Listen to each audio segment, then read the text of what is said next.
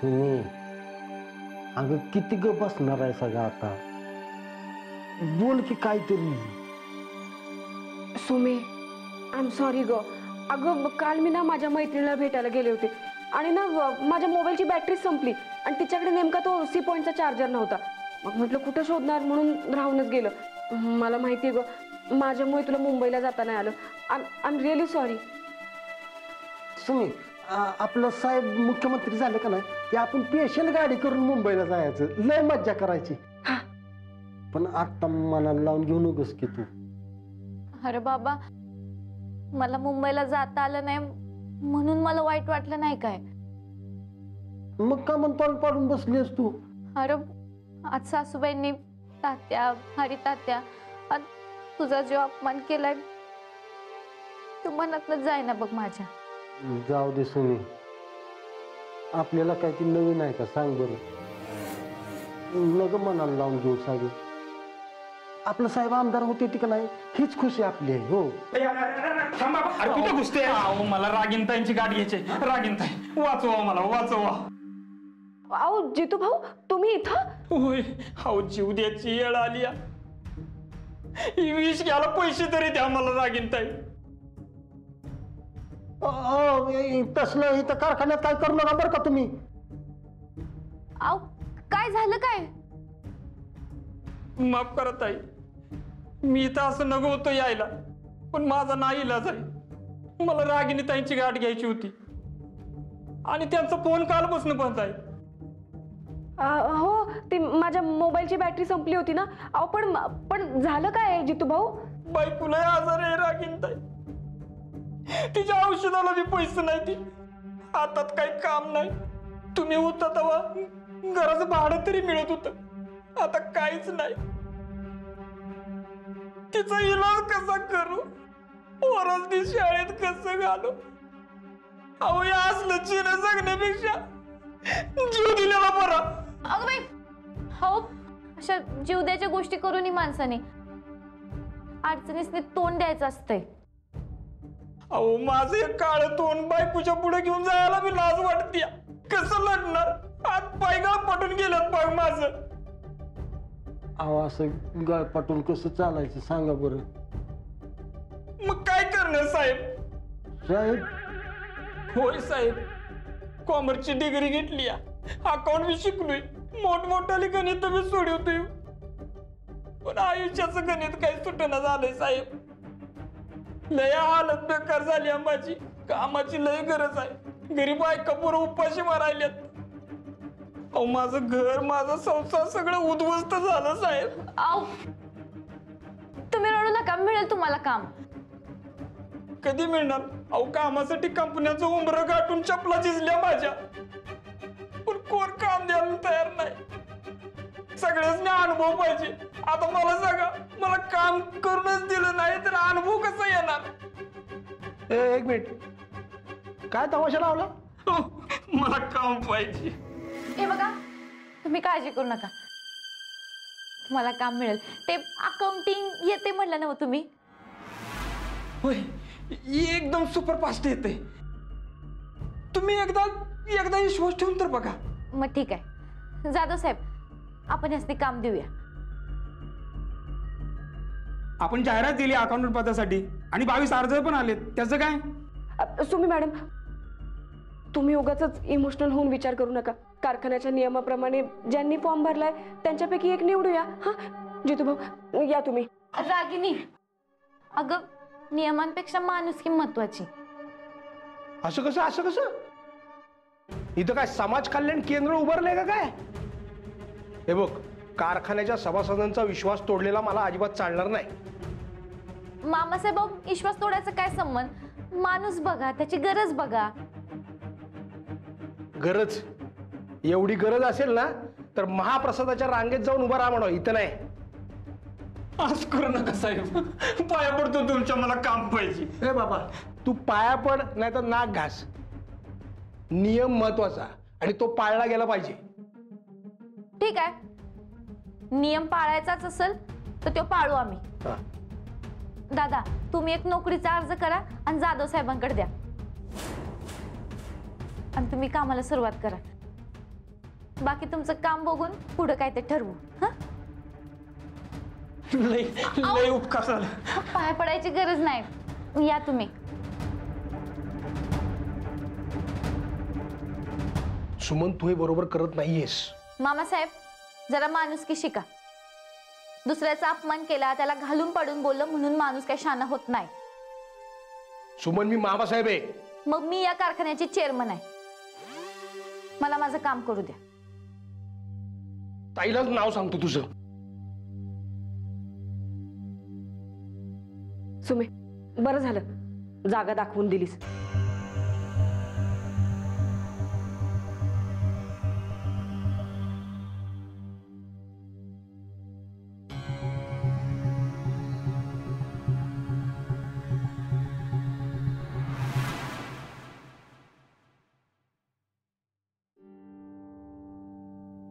कसा झालाय चहा? चांगला आहे. अरे लक्ष्मण, ते रामरावांना नुसतं चहा दिलास, काहीतरी खायला दे ना. नाही, नको, चहा बरा आहे. बस म्हणून कसं चालेल रामराव? आता कामाला लागलं पाहिजे. अजून आमदार हवेत आपल्याला. म्हणजे आता आपल्या गोटातल्या आमदारांची संख्या फक्त 12 आहे. संख्या आणखीन वाढवायला हवी आहे. तसे 10 आमदार संपर्कात आहेत माझ्या, पण आमदार असते त्यांच्यावर भरोसा कसा ठेवणार? पण आमदारांची जमवाजमव. रामराव, अहो समर साहेबांना मुख्यमंत्री करायचं असेल तर आपल्या गोटामध्ये कमीत कमी 30 आमदार तरी हवेत. तरच आपण पक्षाला सांगू शकतो की आमचा मुख्यमंत्री करा, नाहीतर सरकार कोसळेल. काय मॅडम, अहो असं आपल्याच पक्षाचं सरकार कसं पाडणार? मग त्याने आपल्या उमेदवाराला मुख्यमंत्री करावा ना. समर साहेबांना मुख्यमंत्री करण्यासाठी मी काय वाटेल ते करायला तयार आहे. तुम्ही एकदम जोरदार तयार केलेली दिसते. नाहीतर काय करणार, वाट बघायची सवयच नाहीये ना मला. समर साहेबांनी लवकरात लवकर मुख्यमंत्री व्हावं अशी इच्छा आहे माझी. आणि माझं मंत्रीपद कबूल केल्याप्रमाणे. रामराव, अहो आधी समरला मुख्यमंत्री तर होऊ देत. तुमच्या मंत्रिपदाचं बघू की नंतर. पण काय मॅडम, हे बघा, आता तुम्ही तुमचे कॉन्टॅक्ट वापरून जास्तीत जास्त आमदार आपल्या बाजूनी कसे येतील तेच बघा. काय? हो हो, बघतो. या, पण टच मध्ये राहा. जरा सूत्र फास्ट हलवायचेत आपल्याला. बरं, येतो मी. या. उंदीर उंदीर, काय मॅडम, ते उंदीर शिरल्या घरात. हो का? आता मी यायचं का पकडायला? तो असं कसं शिरला? माहिती नाही मामी, तू ते येऊन देईल. आमचं खोलीत आहे.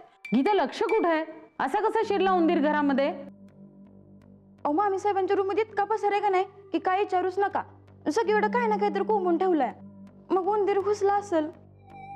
मग तो आता पसारा काढा बाहेर आणि शोधा त्या उंदराला.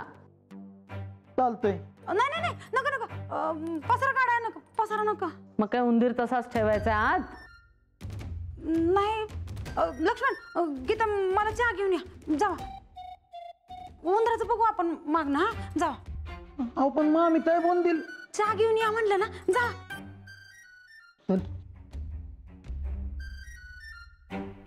ताई मॅडम, सुमीचं घरात लक्ष नाही असं दाखवायचं होतं मला. मग तो उंदीर शोधा, तिला दाखवा आणि त्याचा जाब विचारा.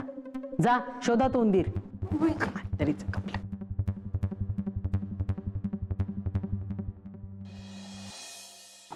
जाधव सर, तुम्ही सगळं समजावलंय ना यांना? हो. जाधव सर, अहो ते बॉयलर मध्ये ना काहीतरी मोठा बिघाड झालाय. तुम्ही आणि कदम जाऊन बघता का जरा? कवा बिघाड झाला? तुम्ही ऐकलं नाही का? अहो खूप मोठा आवाज झाला आता. तुम्ही जाऊन बघा ना प्लीज, पटकन जा. हो हो, कदम साहेब चल बघू. हा चल.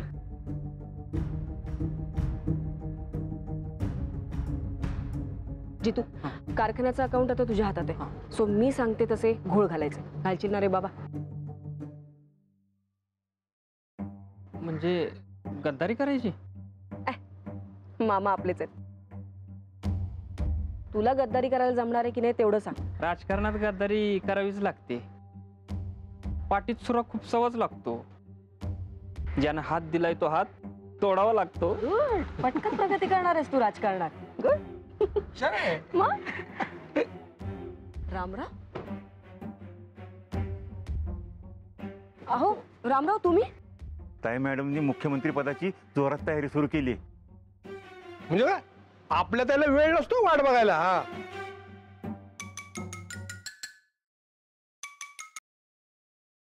चालू मी महत्वाच्या कामात आहे, लवकर बोल काय ते. अहो घरात उंदीर शिरलाय, मला लय भ्या वाटतंय. तू घरात उंदीर शिरले म्हणून मला फोन केलास, त्यात काय घाबरायचंय? अहो उंदराला नाही घाबरत मी, मग पण उंदीर हुडकायला म्हणून जर आपल्या खोलीत शिरली तर सगळा चोरीचा माल घावल की, म्हणून भ्या वाटतंय मला. हो एक काम कर, खोलीत कोणालाही जाऊ देऊ नको. मी आत्ताच्या आत्ता इथनं निघतो आणि आलोच. ठेव फोन. मामासाहेब कुठे चाललात? बरंच काही लपून ठेवलेलं दिसतंय खोलीत. तुला काय करायचंय? मला काय करायचंय म्हणजे? तुमची खोली चेक झाली तर मग तुमचं काय? त्यापेक्षा घरी जा आणि ताई मॅडमची साडी कुरतडा. माझ्या डोक्यात मस्त प्लॅन आलाय. मी का कुरतडू? कारण तुम्ही उंदीराचा आहात. कुरतडा नाही म्हणजे तुम्ही ताई मॅडमना जाऊन सांगा ना की सुमीने कसं कारखान्याचे नियम बाजूला सारून जितू भाऊंना कामावर ठेवून घेतलं. हा ये ठीक आहे, येतो मी. ताई मॅडमचा पोरगा मुख्यमंत्री बनतोय. तू शब्द दिलाय तसं माझं मंत्रिपद फिक्स आहे ना? व रामराव, मला माझ्या पप्पांचा बदला घ्यायचा आहे. हो, त्याला कसं मुख्यमंत्री बनू देऊ मी? जितू तू घरी जा आणि पप्पा नीट एकीने बघ. जा जा. अगं पण माझं मंत्रिपद तू शब्द दिलायस म्हणून तर मी आमदारकी सोडली. सध्या माझ्या पप्पांचा बदला महत्वाचा आहे. तुम्ही माझ्यासोबत या, मी तुम्हाला समजावते. चला.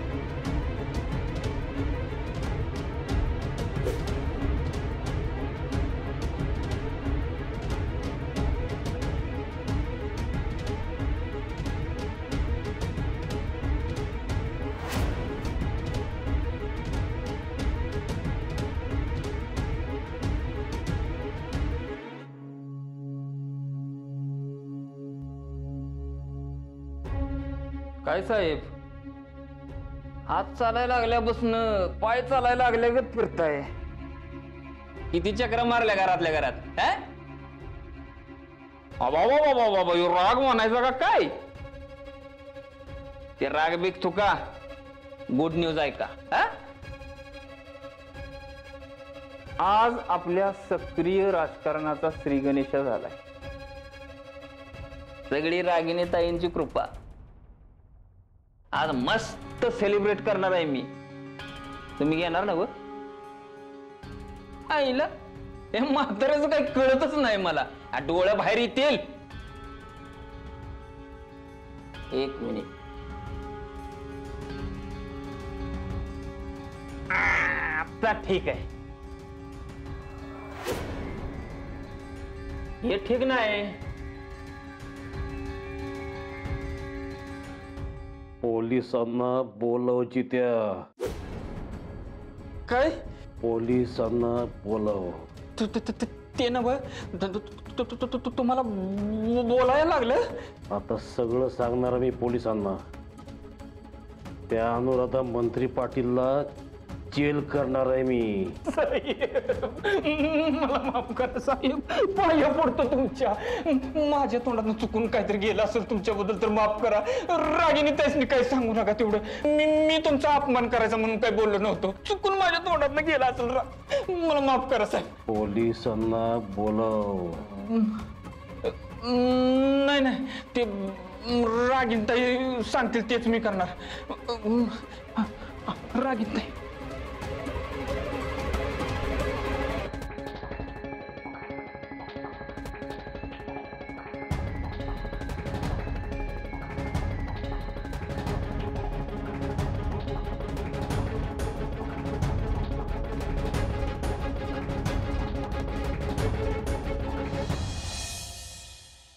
या महाराणी बसा. काय झालं सासूबाई? अरे आता बसा म्हटलं तर काय झालं? नाही महाराणी म्हणला म्हणून विचारलं. मग काय म्हणू? अरे हा, चुकलं सॉरी. तुम्ही कारखान्याचे चेअरमन मॅडम नाही का? गीता, अगं पाय धू चेअरमन मॅडमचे. काम करून दमून आल्यात त्या. सासूबाई काय हे सगळं? काय म्हणजे? आपली सेवा.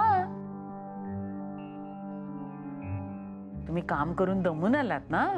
नाही असं काय नाही. नाही कसं? अगं घरातली कामं, कारखान्यावरची कामं दमचाक होणारच की तुझी. नाही माझी नाही होत दमचक. म्हणजे काही कामच करत नाहीस तू. तुझ्यामुळे ताई मॅडमची महागातली साडी कुरतडली. म्हणजे सुमन, म्हणजे घरात उंदीर शिरलाय आणि त्यांनी ताई मॅडमची फार मौल्यवान कांजीवरम जी हाताने विणलेली असते अशी साडी कुरतडली आहे. नाहीतर काय? ताई 70,000 रुपये दिले होते त्यावेळेस आपण. म्हणजे आत्ताचे निदान 20-22 लाख तरी असतील ना? बघ 22 लाखाची साडी कुरतडली. अगं लक्ष कुठं आहे तुझं? हा? पैशाचं एवढं काही नाहीये, पण माझ्या लग्नाची आठवण होती ती. आणि तुझ्या या निष्काळजीपणामुळे माझ्या लग्नातली महत्वाची आठवण अशी कुरतडली गेलीये. पण घरात शिरला कसा उंदीर? ताई मॅडम, तुमची खूप महागातली, आवडती आणि आठवणीतली साडी कुरतडली गेली असं मला कळलं, म्हणून मी हे. आता काय उपयोग? व्हायचं ते नुकसान झालंय. साडी कुरतडली गेलीये. हो, पण उंदीर सापडला तर पुढचं मोठं नुकसान टळेल ना? पण उंदीर घरात शिरला कसा हेच कळत नाहीये मला. मामा काय पण ते खोलीत पताला केवलाय त्यातल्या त्या. ताई मॅडम विचारतात कुणाला, तू का बोलतो का? बस. सासूबाई दुर्लक्ष कुठं? मी तर सगळी कामं उरकून गेले होते. मग उंदीर कसा काय शिरला सुमन? का तू सोडला होता उंदीर ताई मॅडमची साडी कुरतडायला? मामासाहेब काय बोलताय? काय कळतंय का तुम्हाला? ताई आवाज खाली. 1000 वेळेला सांगितलंय, नरसू माझा भाऊ आहे, आश्रित नाही. त्याचा मान राखायला शिक. आणि चेअरमन वगैरे असशील ना तर तिथं कारखान्यात. इथं घरची सून आहेस तू. वय सासूबाई. नुसती नंदी बैलासारखी मान नको डोलवूस. चेअरमन पदाचा इगो बाजूला ठेवायचा आणि घरात सुनेची कर्तव्य पार पाडायची, कळलं? ताई, अगं हिला काय कळणार आहे? हिला सांगून काय उपयोग आहे? तुला कारखान्यातला किस्सा सांगतो आजचा. मी हिला सांगत होतो दाताच्या कण्या करून की नियम मोडून तू कुणालाही कामगाराला कामावर घेऊ नकोस. पण हिने चक्क कमिशन मिळाल्यासारखं भलत्याच माणसाला कामावर ठेवून घेतलं. मामासाहेब मी माणुसकी दाखवली. माणुसकी दाखवायची तर आश्रम उघड. कारखान्याची चेअरमन कशाला झालीस? एक मिनिट. तुझ्या चुकीच्या छड्या समर खाणारे माहिती ना तुला? त्यांनी शब्द दिलाय मला तसा. सासूबाई सुमन, नियम मोडायची सवय तुला आहे, ताई मॅडमला नाही. नियम म्हणजे नियम. तू चुकलीस तर समोर छड्या खाणार कन्फर्म. हे लक्षात ठेवायचं आणि जे करायचंय ते करायचं. जा आता.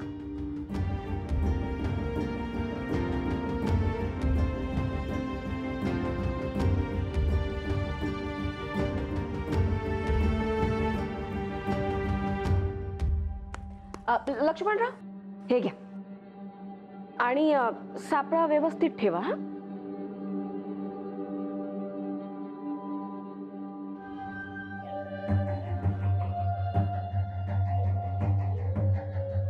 ताई मॅडम, सापळा रेडी आहे. आता माझा माणूस कारखान्यात घोटाळा करेल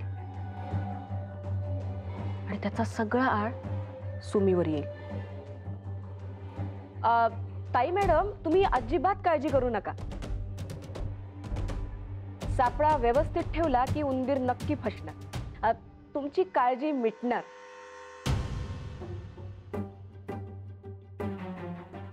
मी ती मिटवणारच.